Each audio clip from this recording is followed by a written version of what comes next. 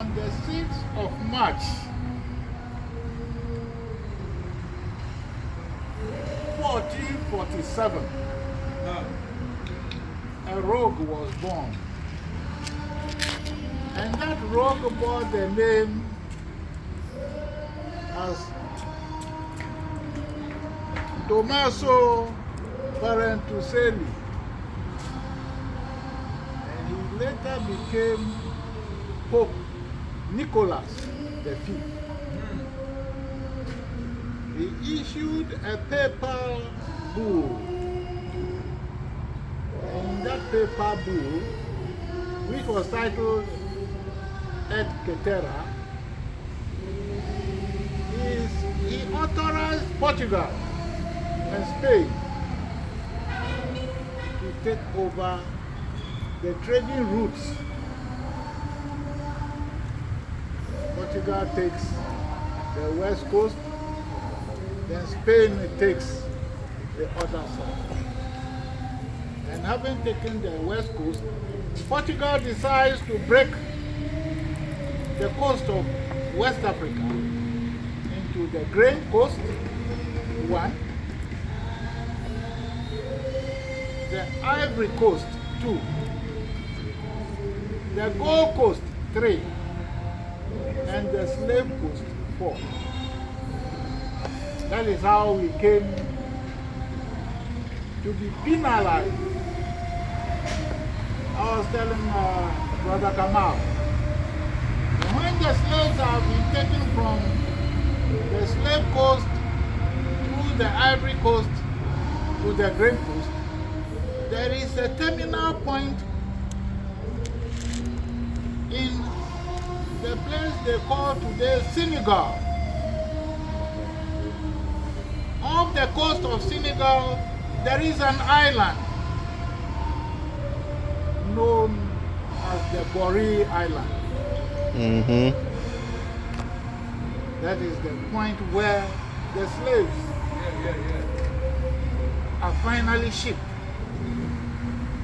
When you are a woman, and those who protest that joke of a religion called Christianity, first they said that if you are not a Christian, and under Pope Nicholas V, he authorized all these people that go, whichever country or people are not Christians, discover them and take over their land. And the doctrine of discovery was what ostensibly sent some people to go and discover America, where people were already there. And they killed and killed and killed. Especially on the west coast of the US, they had to kill people who were not Christians. They killed us here. And in our city, the destruction was not only on our belief system, the destruction was on our system of emergence. As a people, we must be destroyed because according to that papal bull, we are not complete human beings. If we are not complete human beings, we must be destroyed. They must kill us. And they did. So you sit here, this is supposed to be the British High Commission. This place. And what do you see? Then we have a legislature in the old Parliament House here. Then you go forward a bit, you have the Christian Anglican Church. They have their yard there. Opposite them you have the Standard Bank, you have the Barclays Bank, and then you finally terminate at the James Fort. The Jamestown, the Usher Fort, and all that one. You first pass through the Salaha Market. Those of you here, you know where Salaha Market is. But what is Salaha Market? Salaha Market was not the type of market we have today. When you pick the people from Salaga, you bring them to the market here, you sell them and they are sent to Ashaport, Jamesport. Then from there, Elmina to Gori. The preacher man is the slave master. He stands up there and he looks amongst the women who are there. Which of the women has appealing breast? Then he tells them, go and bring me that one. And that woman is sent to him in the chapel. And that's where he, as a Christian, supposed to be a Christian, will have sex with that woman.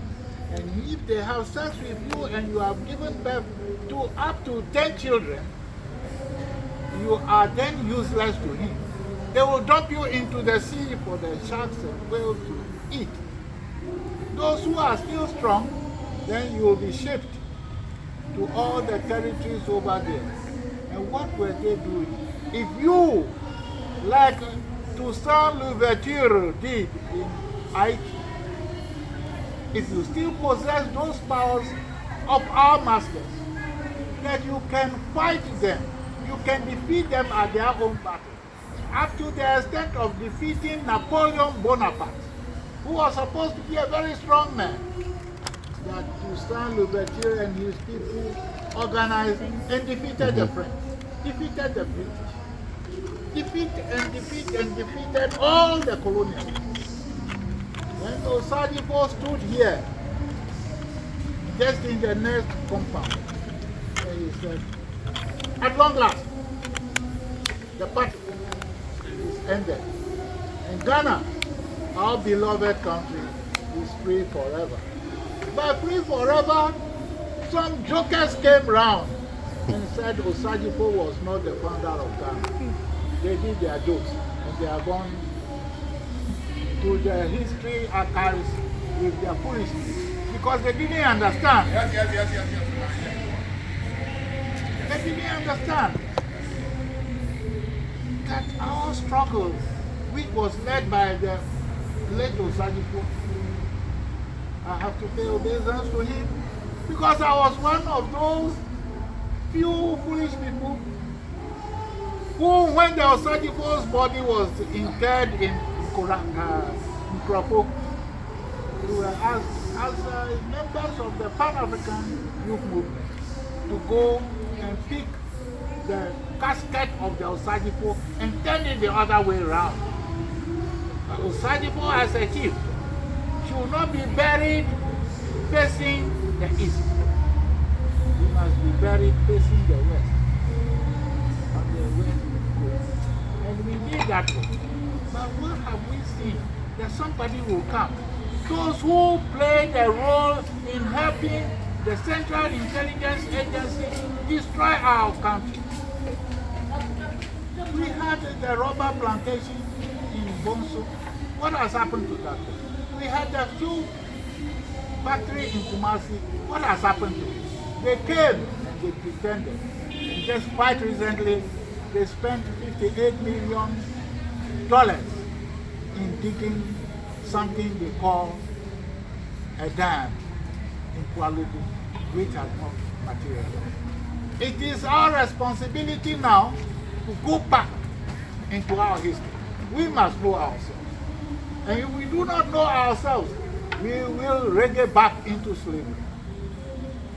No wonder some Korean man comes here and he is teaching the people something about some God. But just last week, the interesting thing happened. Not only last week, but it has happened because Vladimir Putin sent one of the KGB men who worked with him to go to a cathedral in the Black Sea port and go and bring the original book of the dead, which presented Yeshua ben Yosef as a black man. And last week, he brought up some pictures again, telling you the Christ, Yeshua, then Joseph, was a black man. And the white man is not prepared to accept that one. But we who know the truth, we must uphold the truth. That nobody should come and tell us that Jesus was a white man. No, that is not the argument we want to involve ourselves in now. We must know ourselves as black people. If we are black, what do? Robert Mester Marley tells you that you must emancipate yourself from mental slavery. Are we prepared for that? If we are prepared for that, what are we doing? We must fight the battle so that we will achieve our genuine freedom. Amen. Amen.